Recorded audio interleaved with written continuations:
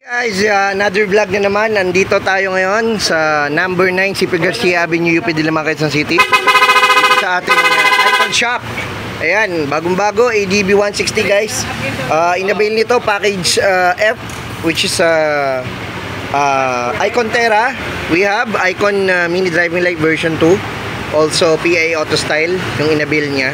So guys, nag-avail na rin si sir ng ating premium passing light, which is came from Indonesia. And guys, with passing built-in. So guys, wala tayong binutos dito, wala tayong sinira. All plug and play, alright? So sa mga gusto magpa-setup ng ganitong setup lights, punta lang kayo dito. Wish nyo lang at Anindotay Concept Busina PIL with rapid. Siyempre stock horn without combo light, without rapid, alright? Switch mode, horn selector ng PIL. Alright? Passing light, siyempre low beam, passing light, high beam. Nagpa-passing pa rin yan. Kahit naka-off, kahit naka-high, kahit naka-low, nagpa-passing light. Alright? High beam, low beam. Assist pa rin naman. Signal left, signal right. Alright? High beam, low beam. Okay?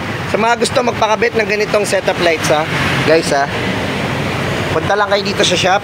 Ayan, wish nyo lang at Anindotay Concept. So ayan, napakaangas ng pinaka-setup niya boss. From Paranaque pa si sir, ano?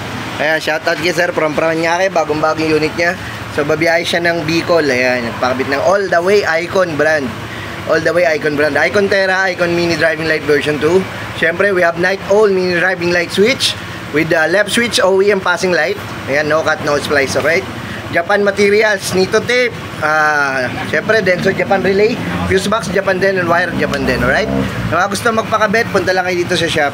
Ayan, alright.